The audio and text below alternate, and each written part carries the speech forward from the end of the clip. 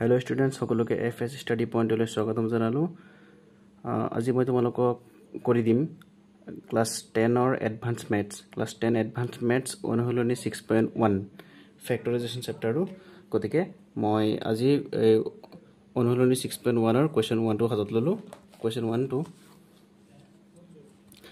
এক নম্বৰ এই চিনটো আমি পঢ়িম ফ্যাক্টৰিয়েল। এটো আছে ফ্যাক্টৰিয়েল 5 ফ্যাক্টৰিয়েল 5 টো আমি কেনেকৈ উলিয়াম তাৰ মানে 5 লিখিম এই 5 টো লিখি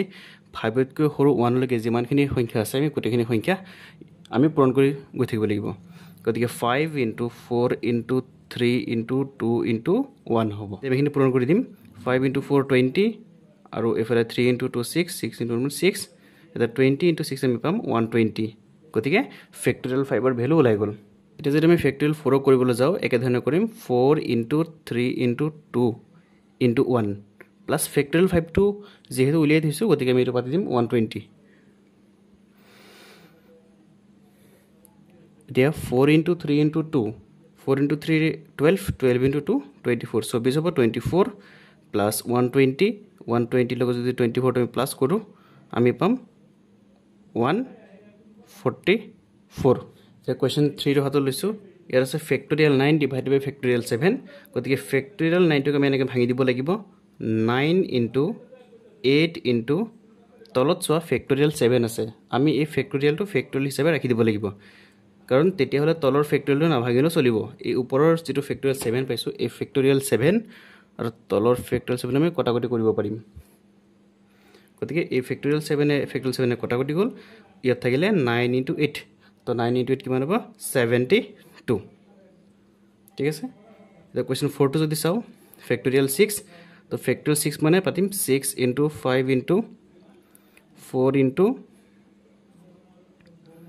3 * 2 * 1 minus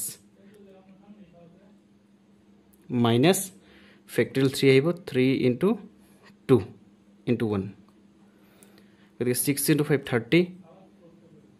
* 4 * 3 12 12 * 2 24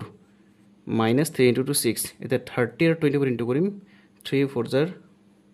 12 * 2 1 থাকিব 3 2 * 6 আৰু 1 7 আৰু 0 আছে 0 টো -6 এটা মাইনাস কৰি দিয়া 714 গতিকে ফ্যাক্টৰিয়েল 6 - ফ্যাক্টৰিয়েল 3 আমি পাম 714। তাৰ পিছত কোৱেশ্চন 5 টো হাতত লৈছো ফ্যাক্টৰিয়েল 12 ডিভাইডেড বাই ফ্যাক্টৰিয়েল 2 into ফ্যাক্টৰিয়েল 10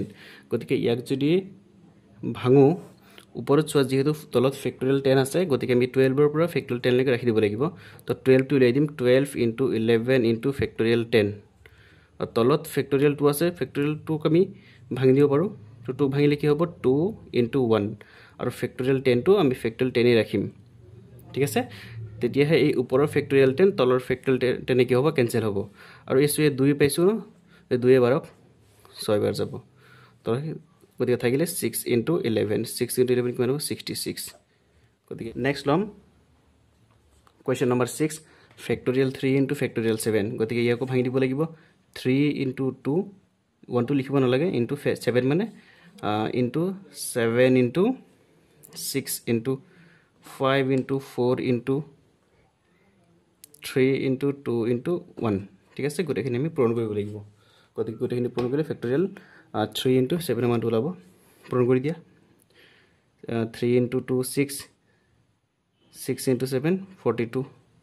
into 6 into 5 30 into 4 into 3 12 12 into 2 24 গোটেইখিনি যদি মাল্টিপ্লাই যদি কৰো মই কাষতে কৰি দিছো 42 ইনটু 30